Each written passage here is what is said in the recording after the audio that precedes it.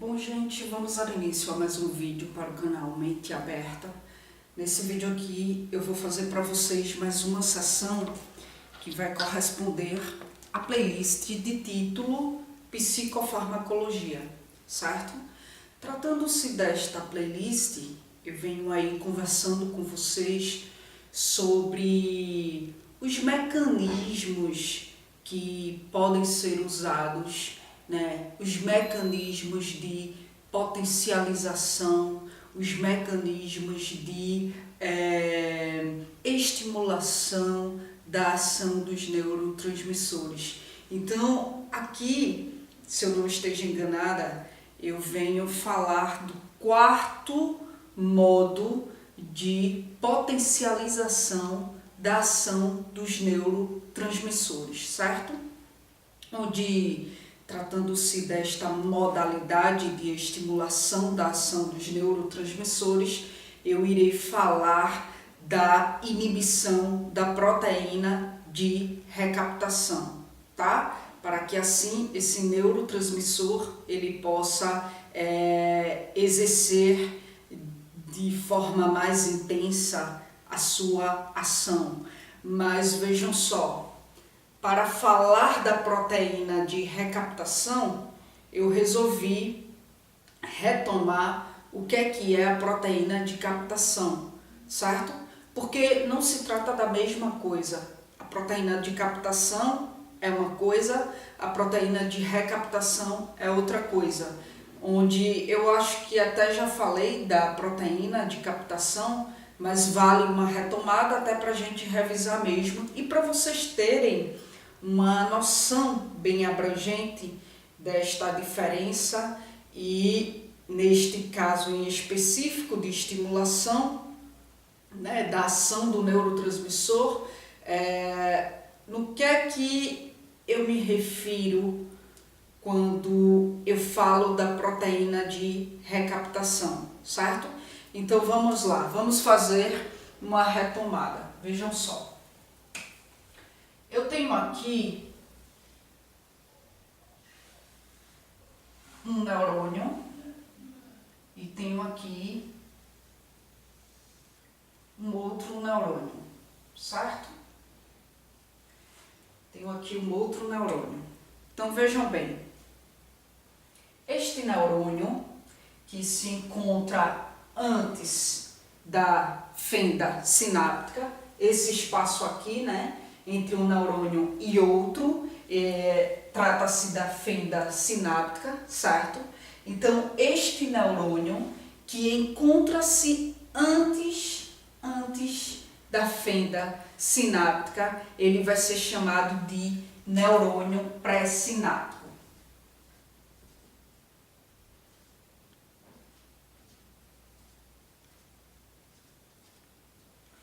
Este neurônio pré-sináptico, ele vai ser composto, aparelhado aí, esta parte em específico que vai estar aí, essa terminação neuronal, que vai estar aí responsável pela liberação dos neurotransmissores, a esta parte a gente chama de axônio, certo?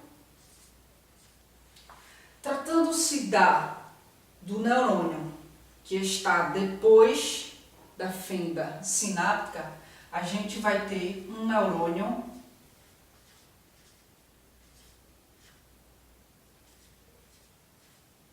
pós-sináptico. Um neurônio pós-sináptico, onde este neurônio pós-sináptico, ao ter esta parte aqui envolvida aí no processamento das informações por intermédio dos neurotransmissores, a gente vai ter aí o dendrito, certo? Bom, gente, então o que é que acontece? Vejam bem,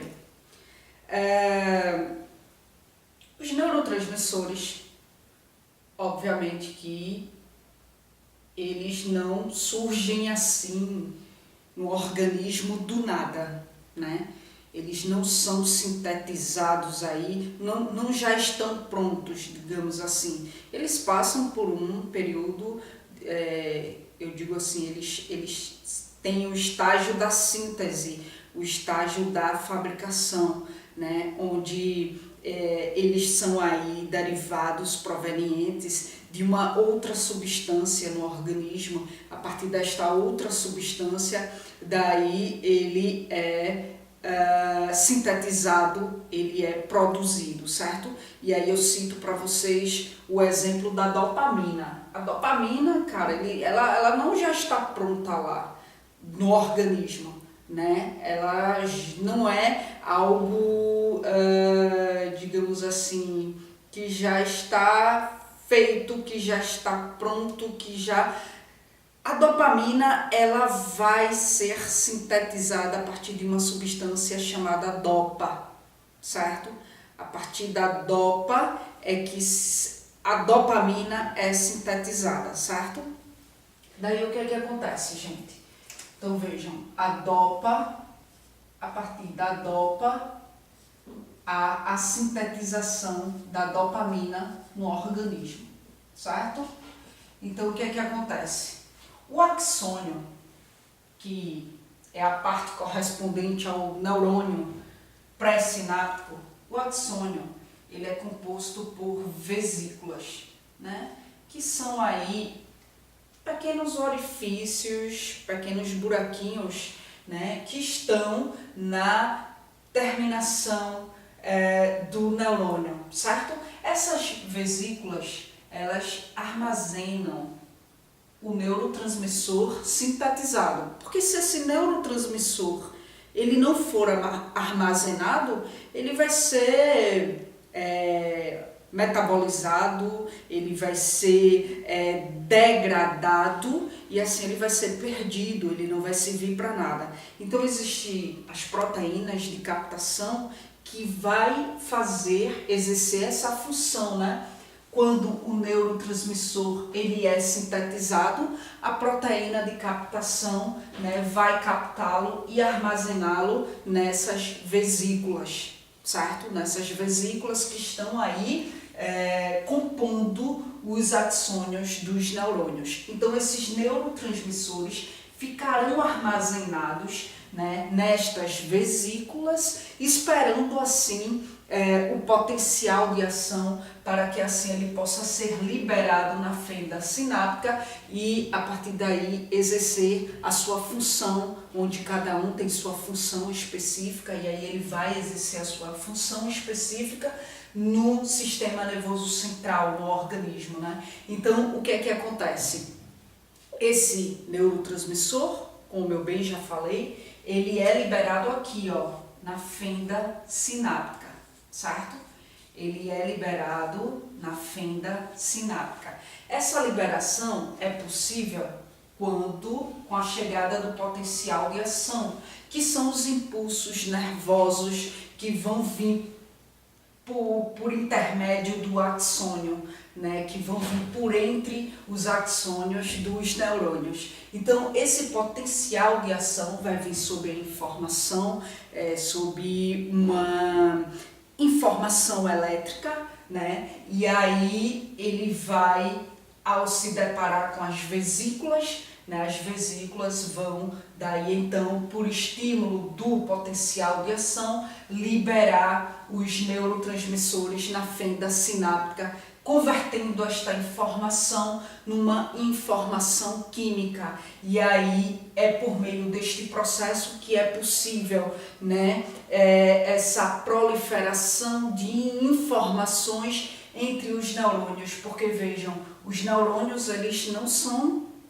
acoplados um no outro, né? Então a transferência desses sinais, dessas informações é possível porque entre a fenda, o espaço, né, que há entre um neurônio e outro, nesses espaços ocorre a liberação do neurotransmissor e esse neurotransmissor, ao ser liberado, ele vai intermediar então a transmissão dessas informações. Uma vez liberado o neurotransmissor na fenda sináptica, né, no dendrito, o dendrito será composto de receptores. Receptores que são aí proteínas, né, que vão, onde estes neurotransmissores liberados, né, vão ligar-se aos seus devidos receptores para que assim haja conversão da informação química, né, uma reconversão, na verdade, né, vai ser reconvertido, né, a informação química numa informação elétrica para que assim esse ciclo de transferência de informações continue e continue. Né? Então isso vai ser possível a partir do momento que os neurotransmissores liberados na fenda sináptica, né, venha aí ligar-se aos seus devidos receptores que ficam aqui no dendritro, né, acoplado aí no dendritro. Só que o que acontece, gente?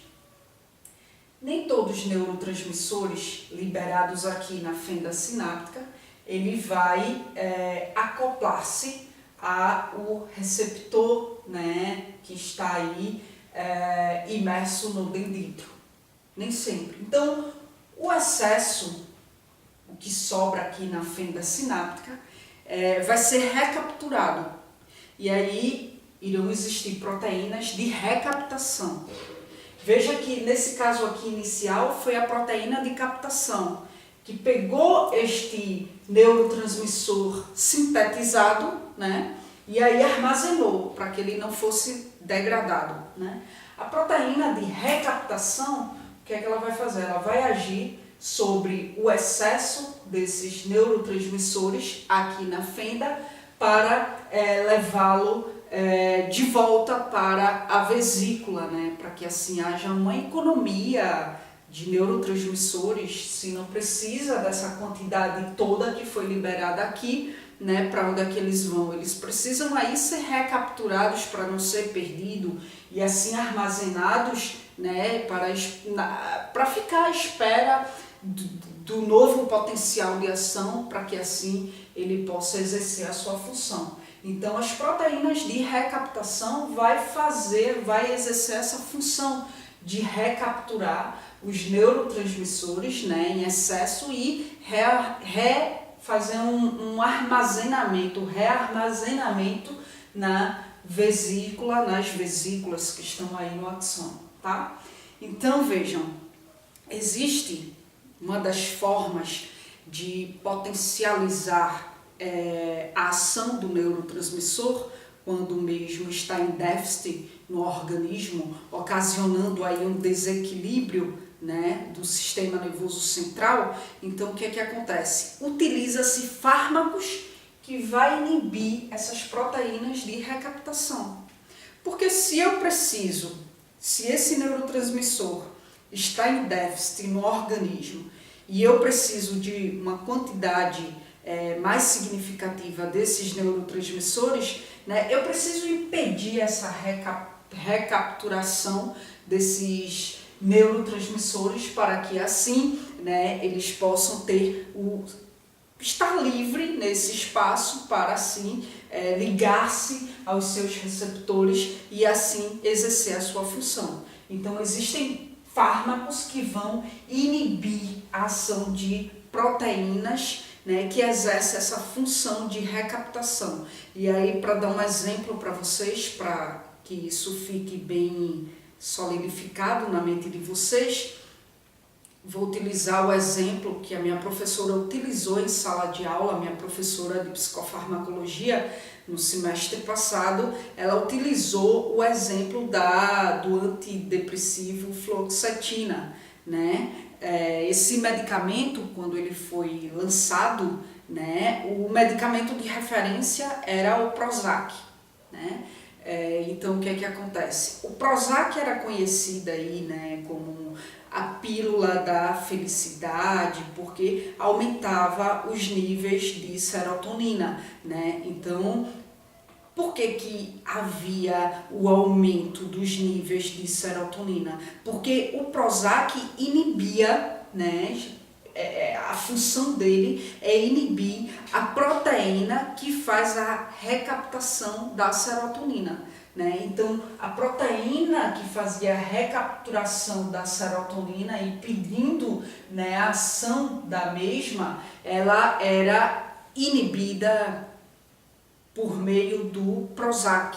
O Prozac inibia a ação dessa proteína de recaptação da serotonina e com isso a serotonina ela ficava numa quantidade mais significativa para dessa forma agir no sistema nervoso central, né? Então aí isso trazia uma melhora mais acentuada ao prazer, ao bem-estar, né? Elevava de fato a autoestima, né? Porque daí o Prozac conseguia potencializar a ação do neurotransmissor serotonina, né? Quando o mesmo inibia a ação dessas proteínas que fazia a recaptação da serotonina. Então, com isso, a serotonina ela ficava em uma quantidade mais significativa na fenda sináptica, agindo assim, trazendo uma melhoria no que diz respeito ao bem-estar, no que diz respeito ao prazer desse indivíduo, certo? Então, gente, essa aí é mais uma das formas, mais uma das modalidades de se potencializar, mais um dos mecanismos, né, pelo qual se potencializa a ação de um neurotransmissor no sistema nervoso central, certo? Bom, finalizo aqui mais essa sessão de psicofarmacologia.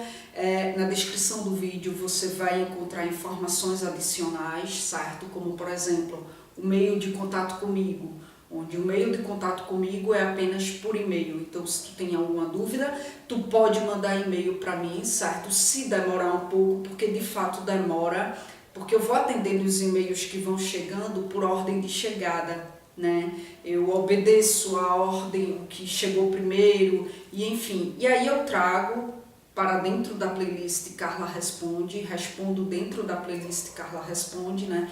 Então isso de fato demanda um tempo, então de fato eu posso vir a demorar, atender o seu pedido, a sua dúvida e enfim, tá certo? E o único meio de contato comigo de fato é só por e-mail, tá?